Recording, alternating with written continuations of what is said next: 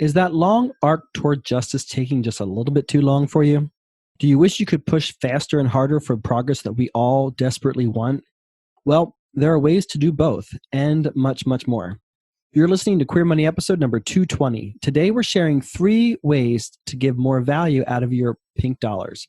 We make the Queer Money podcast for you, so please email your money questions to questions@debtfreeguys.com or post them in the Queer Money Facebook group, and we may answer your question in an upcoming episode.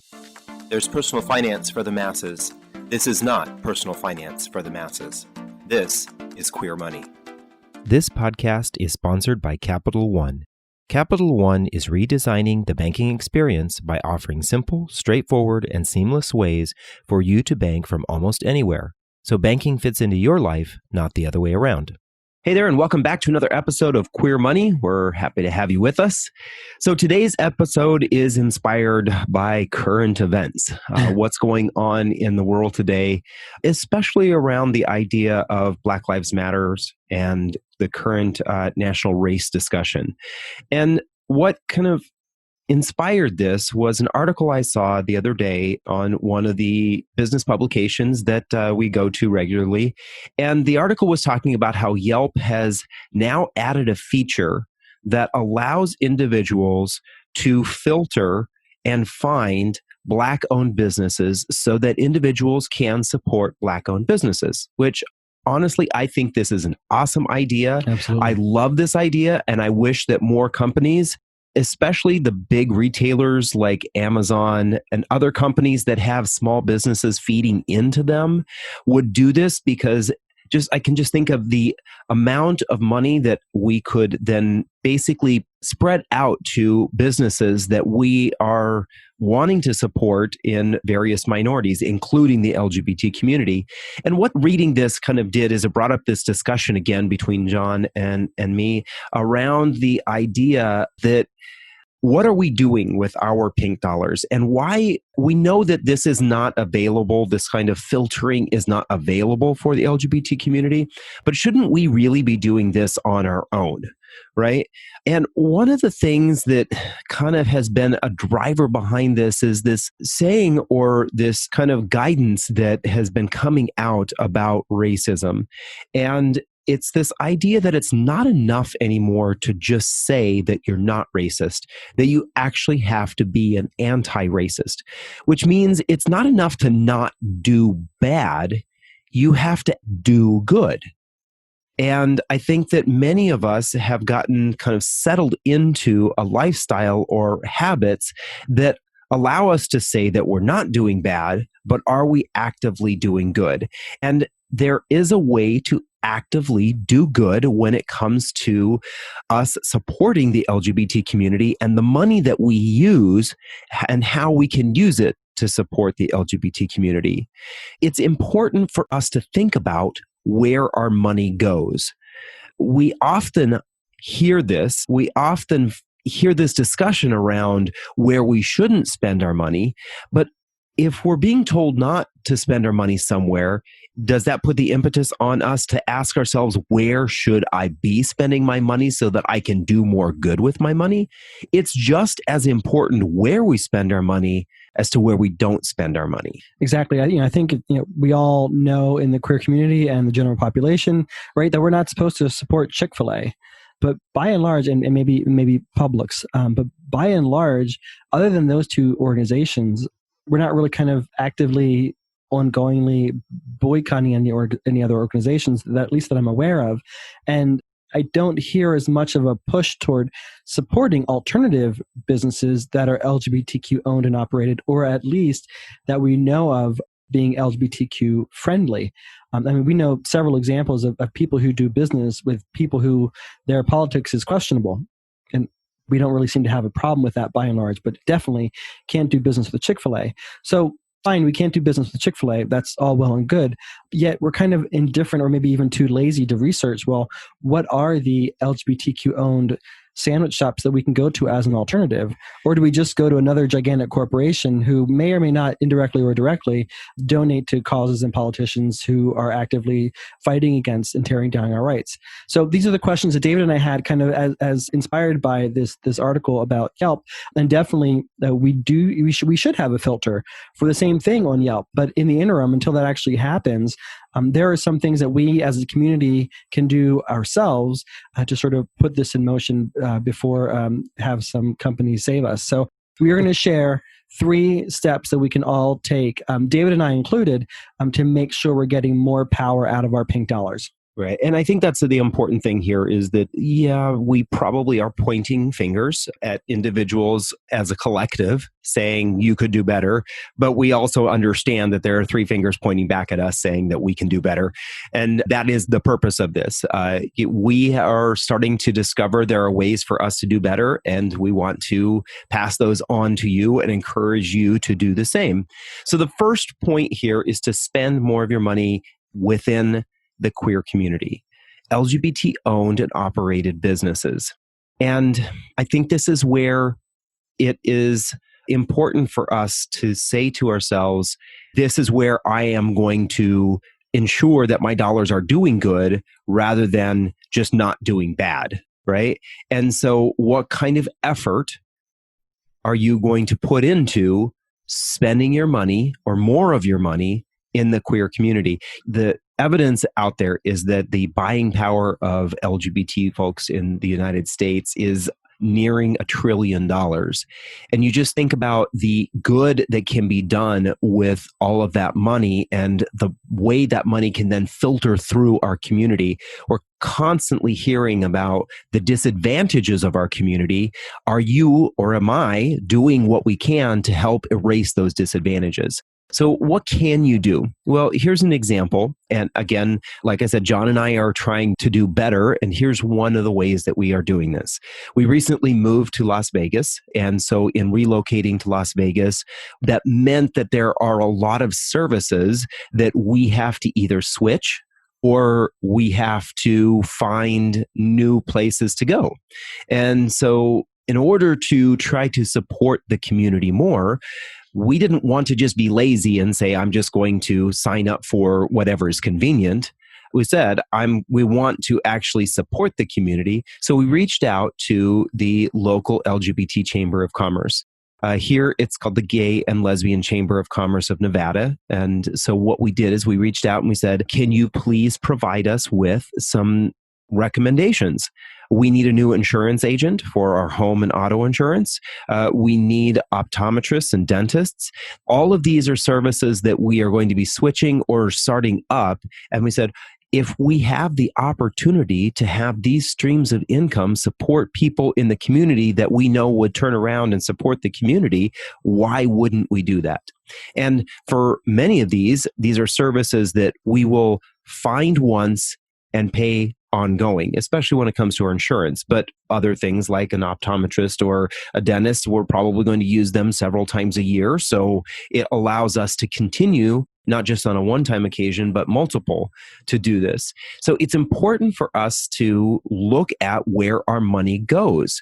And we want to encourage you to do this on a regular basis. One of the things in our credit card payoff plan and also in our Budget Buster bundle plans, both of those, we encourage individuals to do a spending analysis that does a look back at where your money has been going. And when most people do this, they're surprised at where their money goes because they get a clear picture. Usually this is either a 6-month or a 12-month look back onto is where the money is going. We want to encourage you that when you're doing your spending analysis, whether that's a look back for a long period of time or you're doing your monthly budgeting, ask yourself the question, can I do more to support the LGBT community? Where is my money going? What are my expenses? And can I move some of those expenses to LGBT-owned businesses or LGBT-operated businesses to drive more benefit into the community? So how are we as a community actually doing? So as we've gotten into the habit, we've asked the Queer Money Facebook group how they're spending their pink dollars and if they look for LGBTQ-owned businesses or operated and run businesses. And we know that this is a small snapshot of how the community at large is doing. It's directional, it's indication. So we asked the question, before doing business with anyone or anywhere, do you first confirm if there's an LGBTQ-owned option? The majority, by 63%, said, or 24 total, said sometimes. And I think that's probably pretty applicable to the broader LGBTQ community. 10 people said never, 3 said mostly, 1 said I try, 0 said always. So I think that's an indication that we could all probably do better. David and me included can also do better. I think that for many of us, when it comes to this, and this is one of the things that I'm starting to think about too, is what kind of effort am I willing to put in to do this? And I need to ask myself, why? Think about the small business owner, even if you yourself are a small business owner or want to be a small business owner, how would you feel if you read these numbers or knew that someone was saying that if it doesn't put me out, I'll do it. Or if I already know of a business, I'll support them. As a small business owner, you would probably be discouraged that you're trying to grow your business and serve the LGBT community or serve people in general, and you're not getting the support from the community that you're a part of. Yeah, it's a little disheartening. Yeah, it is. So I think it's important for us to ask that on a regular basis, ask that question. How would I feel, or how would a business owner feel if I were lackadaisical or lazy when it came to supporting them? And we got some responses to the question as well, or comments to the question as well. Dale said, honestly, I've never done that. I just kind of go into a place, and if I like what's offered, I spend money or whatever there.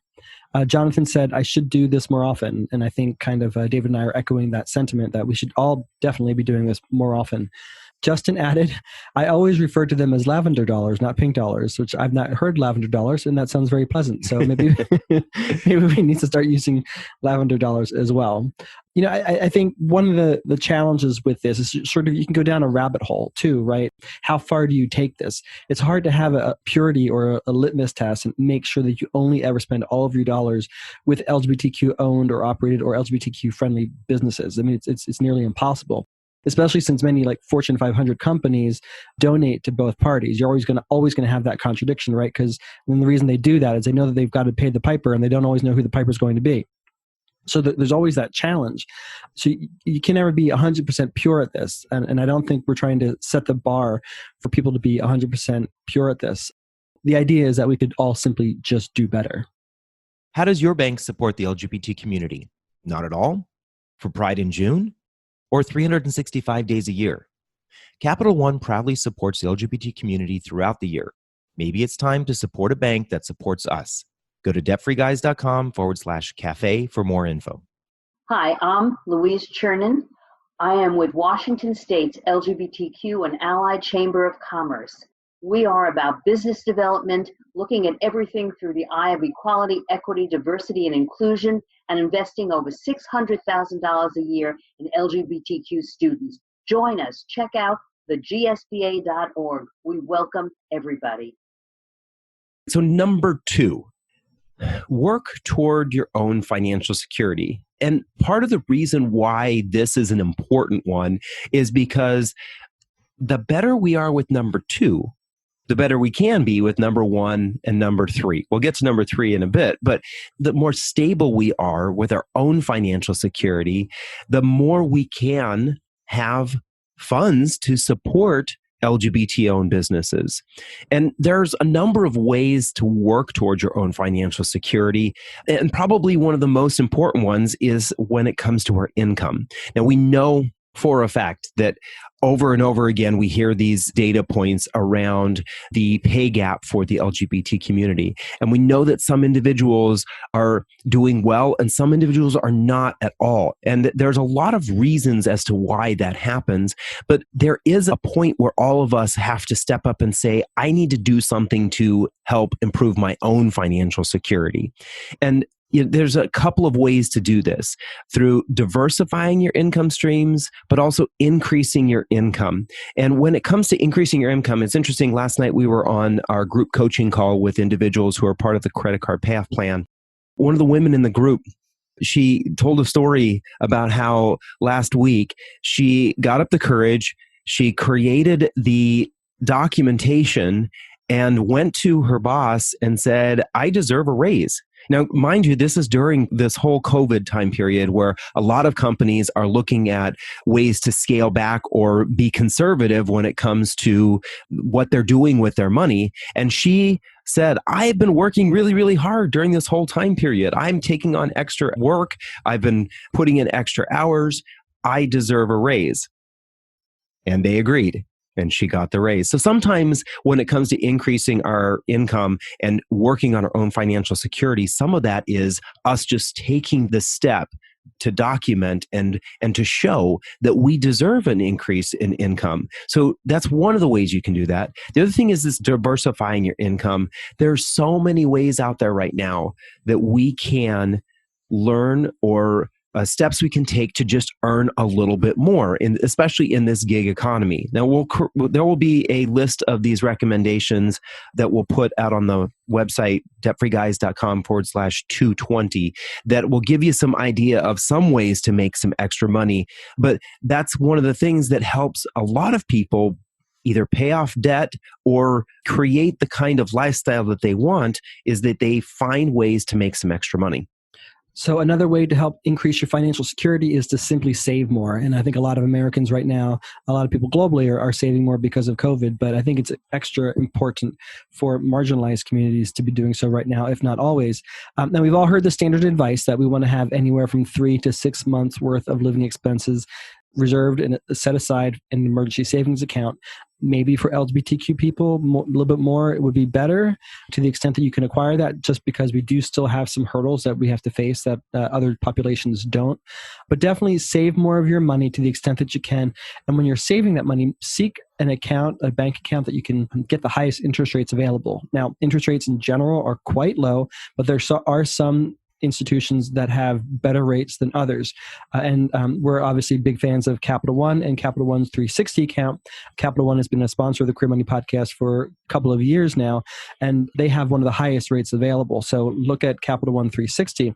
But also, in line with what we're talking about today, Capital One supports the LGBT community 365 days a year. They don't just show up for Pride. They show up all year long and have been constant supporters of the LGBT community, not just David and me, but the community in general. Nearly every single call we have with Capital One, they're telling us about another organization that they've donated money to or they've donated resources to that support our community, other nonprofits that support our community. So we want to definitely, in this discussion, we want to support LGBTQ-owned operated businesses. We also want to support LGBTQ-friendly businesses, those who are supporting us. Yeah. You know, it was interesting. You just mentioned this idea of Capital One supporting organizations. There was a recent article, Upworthy article, that is an organization that they support regularly. And it's one that is specifically helping trans individuals with healthcare, which we know is a major financial issue for folks in the trans community. And so it's nice to see companies supporting these kinds of organizations that provide services to individuals that oftentimes don't have the financial means to get the support and healthcare that they need. Yeah, we'll include a link to that and possibly the video if we can make that happen at debtfreeguys.com/220. Yeah. So the third part of this whole idea of being financially secure is one that John and I preach over and over and over again, and that is to pay off and avoid debt. You know, we believe that debt, especially credit card debt, is swimming in the deep end of the pool. You've heard us use this analogy before. You would never jump in or throw a kid into the deep end of a pool if you didn't know how to swim, right? And that's the unfortunate and sad thing about debt, is that so many of us, and John and I included, and that's why we had the debt story that we had or have, is that we didn't know how to use credit cards. We didn't know what they were supposed to be used for or how to use them wisely. And for that reason, we got ourselves into a world of hurt with our credit card debt. And so we want to encourage you that one of the best ways to start working towards your own financial security is to pay your debt off. You know, on our Facebook wall the other day, we posted a meme, and I think for a lot of people, there's this idea of shame around having debt. And the meme is just a reminder that there's no shame in having debt, because so many of us have it because we don't have the education around avoiding debt. The shame is actually not having a plan to pay off the debt and stop wasting money. And that's really the important point here, is that if we're not doing anything about the place that we're in, then there's a problem. Getting there or how we got there, let that be something in the past. Focus on your future. And now we know that some individuals will say that there's good debt. There's great ways to use debt to benefit you. And that's absolutely true. Typically, that's not credit card debt, but sometimes credit card debt can be used as a way of leverage for, say, for example, growing your small business. But typically for us as individuals, we want to avoid and pay off debt. And just a reminder that the credit card payoff plan is now available to everyone all the time. So if you're looking for the fastest way to pay off credit card debt, definitely sign up for the credit card payoff plan, and maybe you can join that group call that we have every week. If you want a sample of what that experience is like, go to debtlasso.com and sign up for the free Debt Lasso calculator. And that will show you how the Debt Lasso method, which is a critical component of the credit card payoff plan, will help you pay off your credit card debt. You can see exactly how it'll benefit you over maybe the snowball and the avalanche method that most people are familiar with. All right, number 3. And this is, again, one that is really facilitated by working on number 2. And number 3 is to actually give of your money and your time to causes and leaders that promote and push for equality. We know that it takes a lot of different things to push for equality, right? We know that it's boots on the ground, it's advocacy organizations, it's politicians, it's volunteers. All of these individuals and groups all bring about the progress that we have seen.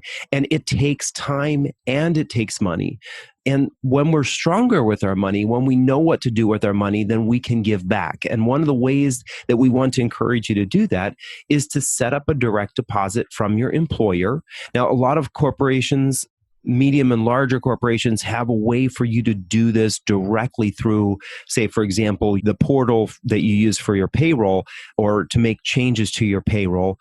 They allow you to set up an automatic donation to charities, which they turn around and then will match sometimes at 50 or 100%, depending on the dollar amount, but allows you then to funnel money to support these advocacy organizations or maybe even some of the politicians that are supporting the LGBT community. And this allows it to be something that's kind of this out of sight, out of mind. It's out of your paycheck even before. But if you don't have that, or you work for a small company that doesn't have that, then set up some sort of direct deposit on your own, or maybe something out of your own checking account to one of these organizations. Dave and I have said this for years. It was basically the foundation of the Queer Money Live tour that we hosted last year. But the financially stronger we are as individuals, the stronger we are as a community, and the more money and time we have to invest with the people and the causes that are important to us. And that narrative also needs to include supporting LGBTQ-owned, operated, and managed businesses. So that's pretty much why we are trying to advocate for financial security within our community, so that we can then push more for equality, push more for our community and members of our community to thrive. So in summary, the 3 steps or 3 ways to get more value out of your pink dollars. 1, spend more money within the queer community. Search actively for LGBTQ-owned, operated, and LGBTQ-owned and operated businesses, and spend your money there. 2, strive for financial security. And then 3, give more of your time and your money to causes and leaders who will push for our rights. Thank you for listening to another episode of Queer Money. Take pride in your money by infusing your dollars back into the queer community. We complain about low wages earned within our community, which is only half the battle if we're funneling our money to straight white people who will then use that money against us. So here's your Queer Money takeaway from this episode. Connect with your local LGBTQ Chamber of Commerce to learn how you can spend your money more wisely within our community. We make the Queer Money podcast for you, so please email your money questions to questions@debtfreeguys.com or post them in the Queer Money Facebook group, and we may answer it in an upcoming episode. Thank you. And now a quick word from our sponsor. Capital One's checking and savings accounts have no fees and no minimums. And with one of the best saving rates in America, you can rest easy watching your money grow with no fees to bring you down. You can open an account in about 5 minutes, which means you are only about 5 minutes away from getting your savings to grow with one of the nation's best rates.